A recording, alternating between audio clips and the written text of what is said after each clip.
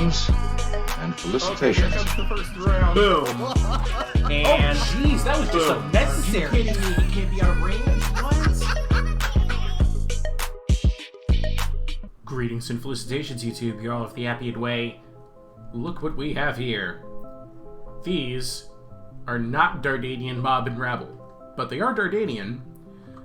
This is a medium infantry unit that costs, yes, I know, medium infantry. Just look at these well-armored men running in slow motion across the screen like it's Baywatch. Yes, this is a medium infantry unit that costs the same as an Achaean slinger. These are Coastal Club fighters.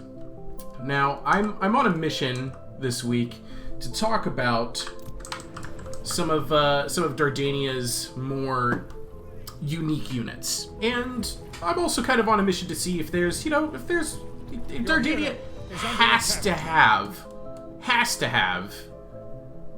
Dardanian mobs and rebels. So let's go ahead and quickly get into this. My opponent in this game is one of my all-time favorite opponents, Wipeout, and I have brought 7 Coastal Club fighters, a pair of Coastal Club warriors, which only cost 320, might I add, 2 heavy Trojan chariots, 2 Savage Centaur warriors, 4 heavy Anatolian shields, a Dardanian defender, and Aeneas on foot. I put one of my groups of Coastal Clubs over here on the far left to try and wrap around my opponent, and I'm using these to kind of reinforce my main engagement. And I have Savage Centaur warriors moving up into position here, and I have my chariots on the hill. My opponent has brought a pair of Lycian winged chariots, 2 heavy Lycian chariots, an archer trickster hero also in a chariot, 2 Corybantes, 2 renowned Kopish fighters, and 2 Lycian champions. And right away I know I'm kind of in trouble, but hey, I'm going to give this my best effort.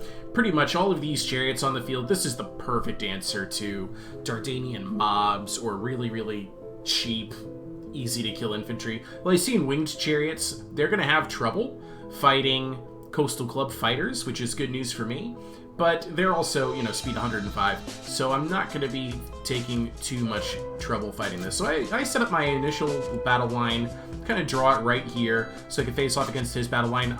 These guys, heavy Anatolian swords, they are not going to go toe-to-toe well with Corybantes, renowned Kopish fighters, or Lycian champions well. All of this is actually a big problem for me, but at least I do have Aeneas in the vicinity.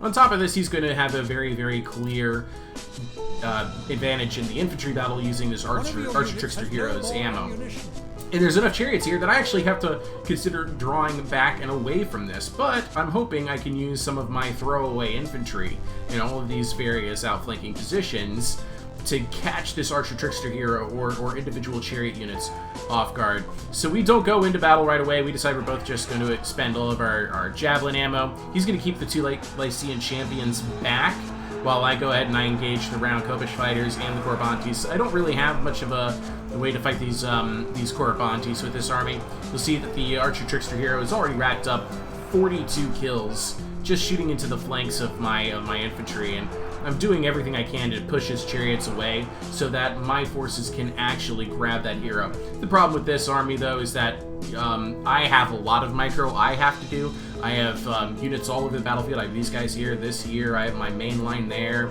I've got chariots here in mixed engagements. I'm trying to maneuver these infantry and these infantry, and all my opponent has to focus on is about 600 troops. All he needs to worry about is this with his reinforcements. He needs to worry about keeping his hero alive, and he has to chase around some of my chariots and infantry with his chariots. All of these, work out in his favor very, very efficiently and effectively. He's as good a player as I am in this game, I'd say, and he has less things to micro than I do, and a winning infantry engagement. So this is going to be a very, very tough battle for me. But as you can see, I do get my units in position to try and grab and eliminate pieces of his army. That's all I can do, is I can grab pieces at a time. I throw Coastal Club warriors in here, a couple of Savage Centaur warriors, my heavy Trojan chariots. I'm able to defeat one of these heavy Lycian chariots. I'm going to go ahead and send out some of this other infantry group I have to chase the Archer Trickster Hero or to chase a Lycian winged chariot. In the meantime, however, he's, just as I've been able to catch off one of his heavy chariots, he caught one of my heavy chariots and took them out of the fight. And I am using my infantry to push these chariots all around the battlefield, but they're just going to waste their time, their legs, and their breath. So why Coastal Club Fighters? What's interesting about them? Well, like I said, medium infantry, 280 funds. They'd be a very interesting counter pick to light chariots in the game, but most people don't even pick light chariots. Their stats are abysmal. 20 armor, there's this 40% missile block chance, which is okay, 37 speed. They have 74 weapon damage, which is, 20 to 30 points more than most of the mobs and rabbles. And they also have the expendable trait, so I felt like if I use them like I would use mobs, maybe they'll perform well. Well, I also brought the Coastal Club Warriors. Now, this is a light infantry, costs 320, has similar damage to the Coastal Club Fighters, but also has a 25-point charge bonus. Probably just would have been better off taking more of these than the Coastal Club Fighters, and don't worry, I probably will in a future episode. I did have 2 games against Wipeout today, one of them featuring the Coastal Club Warriors, this one featuring the Coastal Club Fighters. And as you can see, though, the problem is that I didn't have enough killing potential outside of my main line, other than my chariots and the centaurs, and I've spent the entire time with my chariots and centaurs trying to take out pieces of his army. Aeneas never got his chance to shine because my opponent's just too good to let me catch his hero, and as you can see right here, he's going to go ahead and escort Aeneas off the battlefield. I do believe he's already lashed between 2 horses on a chariot while getting shot simultaneously, as the Lycian winged chariots are going to escort Aeneas all the way to the ends of the earth. Wipeout is going to make this beautiful maneuver here where he pulls his hero all the way through his own battle line, forcing my chasing units to engage. I'm going to try and get both of my Centaur Warriors out of here. I get one of them out, the other one gets stuck in the middle of all these heavy infantry and Corabantes, and just watch the carnage. This Savage Centaur Warrior gets disintegrated by all of these expensive and amazing heavy infantry options available to Lycia. As soon as I saw that he had brought 600 troops, I kind of realized that I was in trouble. I told him good game before we even started. I do have this regrouping position here. I feel like I've got a chance. The Khopesh fighters are pretty much expended.